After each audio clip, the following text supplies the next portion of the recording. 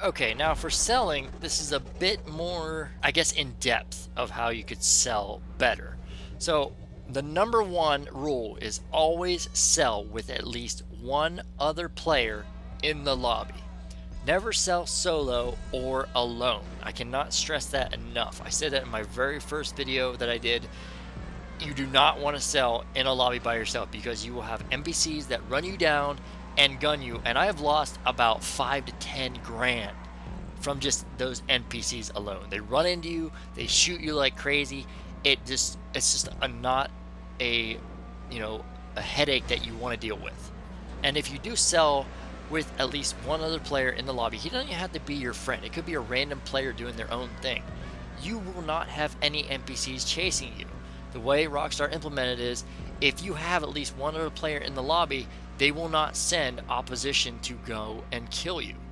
Now, the way that works is they think that, the player in the lobby may pose some kind of threat. Even though it could be your friend and he's not going to do anything to you, they still think that's how it works in the mechanics.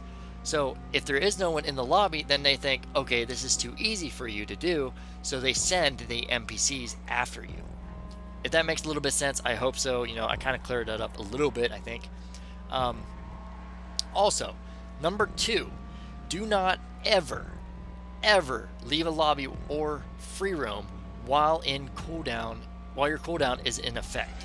This means you can do whatever you want in free roam. You can go around killing NPCs, you can rob stores, you can do your dailies, except you cannot leave the lobby. If you have cars, go back out and source more cars. If you still have a cooldown, even if you're like 1 minute away from your cooldown being done and you leave the lobby, you come back in, it'll reset to however much cooldown you had. Say you sold one car and you have about 20 minutes to wait, or 17 to 20 minutes to wait, and you're down to 1 minute. You leave the lobby to go do your dailies for a capture content or something, and you come back and your cooldown has reset. That is not one thing you want to deal with, because that'll waste more time and you not making as much money as you possibly could. So make sure that you don't leave the lobby unless your cooldown is done. So once your cooldown's done, or you use the trick to actually make the cooldown done, then you can actually leave the lobby and not worry about it as much.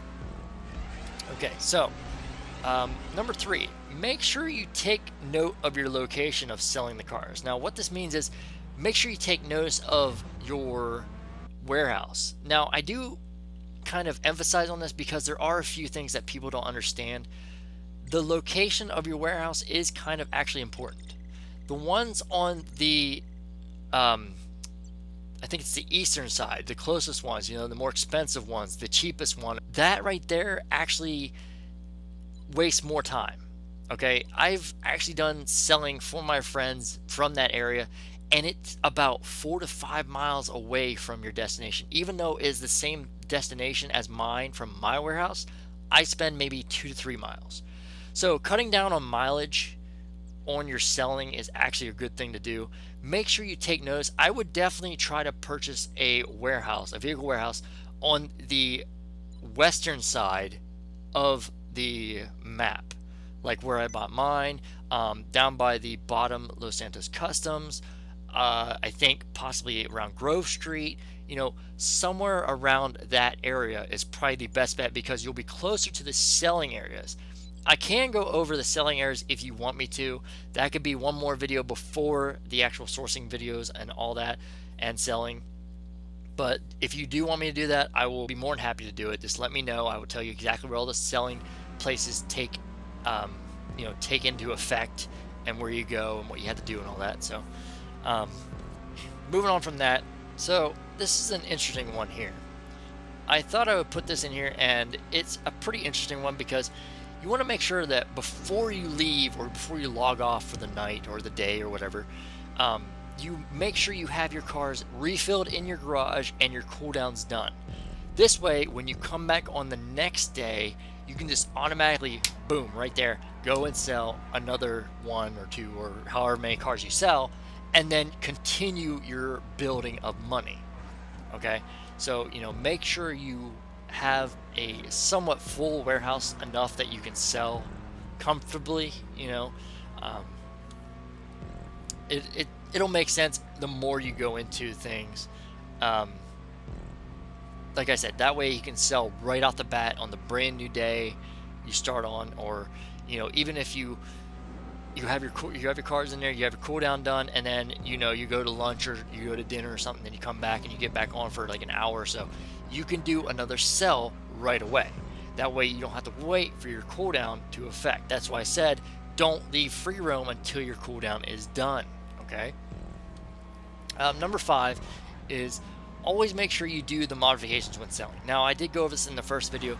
You want to go for the highest modifications, which is, the $20,000. Now, it may cost a good $20,000 in the end, but you can make 3 or even 4 times that amount out of a sale and a profit alone. Okay, actual terms you'll make, and this is actual profit. This is spend $20,000, you'll make $100,000, but the profit margin is $80,000.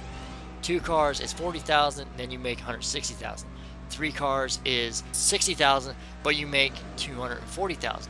4 cars is $80,000, and you make $320,000. So you kind of build a lot off of that, and it makes your profit grow a lot. So now the next one we got is always make sure to sell your top range cars.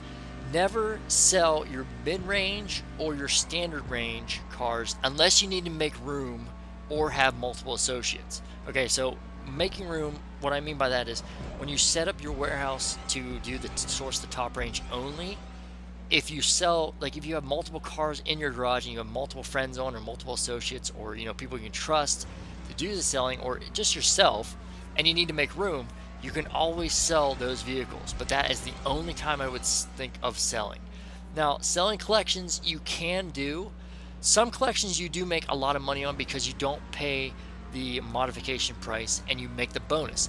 Also, your associates get the extra bonus. So if you make, you sell 3 cars and you get $30,000 or $50,000 bonus, then your associates also get that bonus. So it's a nice bonus for them as well. So that's a little bit of take into effect right there as well. Make sure if you need to sell mid-range or standard range cars that you do it to make sure your warehouse gets filled up the right amount of standard range and mid-range cars. That way you're not overflowing with mid-range and standard range and you have very little top range. Okay, so no duplicates in otherwise. So number 7 is, so collections do give you less money but more money for your associates. I did write this down and I have all this written down. That's not actually true. You do make a little tiny bit more money profit wise in doing collections. Now, I haven't done it, I don't really know the exact amount, but there are 2 collections that if you get nothing but top range cars that you want to sell, and these are the only 2 collections you can sell.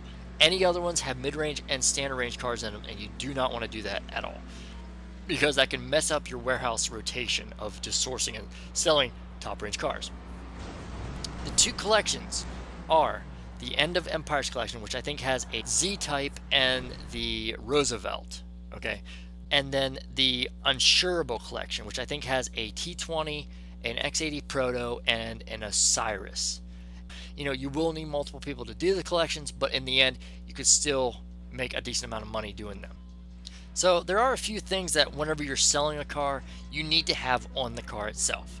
So I can go through really fast and set up my car how I need it to be, but I will tell you how I set mine up right now. So number 1 is you need to have a spoiler on your car no matter what. If it doesn't have a spoiler option, then try to get like a rear wheel option or some kind of option like that. The spoiler option gives you traction on your car when you're selling, so you have better traction on the road and better control on the road when you're driving. Another thing is make sure you have off-road tires. Now, I usually do a chrome off-road tire because it takes away the color, and that way you don't have to waste time on spending on changing the color of the regular tires, and I think that's probably the best bet you have in doing so. Adding the off-road tires will cut down on the slickness in the rain, and it will also help you if you need to go off-road for any chance in particular. Sometimes you may need to go off-road and go off the radar, and then sneak off-road and go to your destination. But that's that. Painting, make sure your car is the easiest paint job, which is matte black. Matte black is the easiest thing to do because it just boom, automatically done. It's good for daylight, but it's even better at night because if you're driving and you're a matte black car, you're kind of a little bit more camouflaged in the dark than you are in the light. It's still a good way to do it if you're doing it fast. If you need to do it fast, if someone's not paying attention in the lobby, they're in their their house and you need to sell quick, so you do a matte black and you just sell it real quick and then you make money. It's a good way to do that, and I do it no matter what. I put matte black on everything. Now, I didn't do metallic black before, but matte black is just instantly done. You don't need to worry about anything else. It's just boom, boom, boom, done. Another thing, make sure you remove neon underglow if the cars have it. If the cars have neon underglow and you're driving down the road, you will see them. It is like a sore thumb sticking out, and people will come after you like crazy because the neon underglow kind of like attracts the people, in my opinion. But everyone has their own opinion on that. I think no neon underglow is better. If you want neon underglow, that is your personal preference, then go right ahead. I'm not going to stop you. I'm just telling you what I think. It just cuts down on your visual location of your car. And also, when you're driving, make sure you turn your headlights off. At night, especially. It may be a little bit hard to drive, but you'll cut down on the visibility of your car, as well as, seeing a car going fast through the road with its lights on. That could raise some red flags. It could raise some flags in general, and it could cause a really bad time for you in the end. So the last few things I can say is make sure you time your cooldown so that you can be busy making more money while it is cooling down. So once your cooldown is active, like you just sold a car, make sure you go back, get your cars filled back up, or do your motorcycle business, or do your dailies. Just don't leave the lobby and you'll be good to go. And then by the time your cooldown comes back around, you can go back over and sell more cars. Again, this last one here goes hand in hand with the other one. It says make sure you use your cooldown time wisely.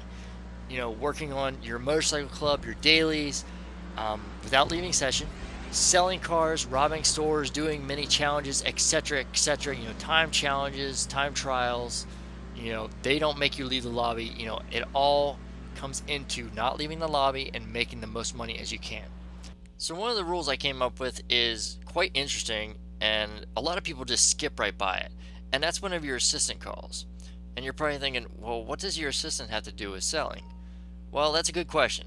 And I'll get right into that once I get, to the point of where it happens. So you get into your vehicle warehouse, you select your car, you get it all modified the way you want it. The spoiler, the rims, the license plate, the color, the bodywork, any modifications of that sort, and then, you're done. And then you accept it, and then you go into the black screen. Now, once you get to the black screen, most people, whenever your assistant calls, skips the message. Now, that right there brings up a red flag whenever I do that, because it just makes my heart drop.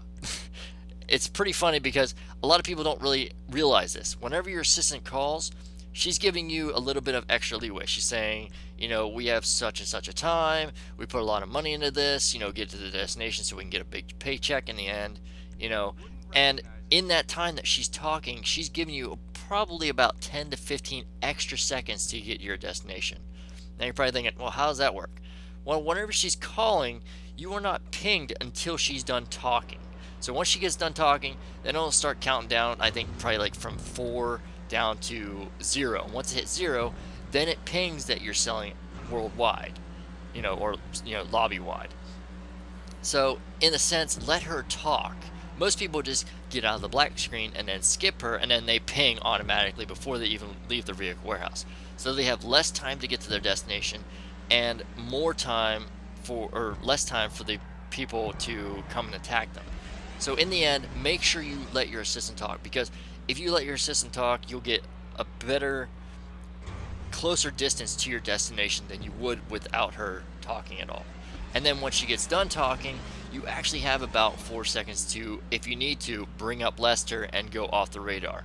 Because then, once she gets done talking, you'll have about 4 seconds left of being invisible until you get pinged. So if you do it fast enough, you can actually go off the radar before you actually get pinged automatically. And that'll actually save you some time as well, because then you'll be off the radar, no one will chase you or no one will try to destroy you or anything like that. So there's that as well. So I have two that I kind of combined together. The first is, when you're selling, take shortcuts. Now what I mean by that is, taking a shorter route than what the route is giving you on your GPS. Following the road could take you to the destination, but it would take you longer, and you could possibly, wreck into traffic. Going off-road, or, taking shortcuts through, like little mounds of grass or whatever, it can cut down on time to your destination, which would get you closer to getting your money and getting you to the destination. And it could also make you less vulnerable to traffic, so you don't have to worry about traffic when you're driving off-road. Mainly when you do shortcuts, it's going to be an off-road type deal. Just try to figure out, how to get there the best way, and what shortcuts to use and what shortcuts not to use. Some are risky and some are, foolproof safe. So think about that. And then the last one is, whenever you're selling as a group, like at least 2 or more people, and you might possibly get chased, whenever the sell commences and you're in a decent big lobby, if you need to, split up. That way, everyone can take their own path. People can go down back alleys, they can go through the city, they can go off-road if they need to, they can use their lesser ability to go off the radar, which is one of the best things. I think is probably one of the main points you need to do whenever you're selling as a group, is kind of synchronize lesser.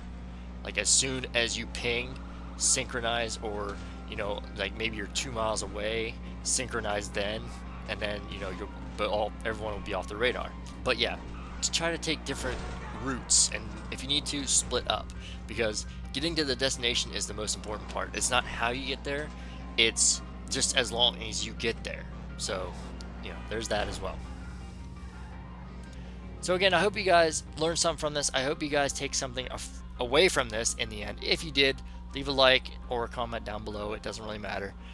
Like I said, I'm trying to help you guys out in the long run. But anyways, I hope you guys enjoyed the video. Don't forget to like, favorite, comment, subscribe. Follow me on Twitter. It's always down in the description below.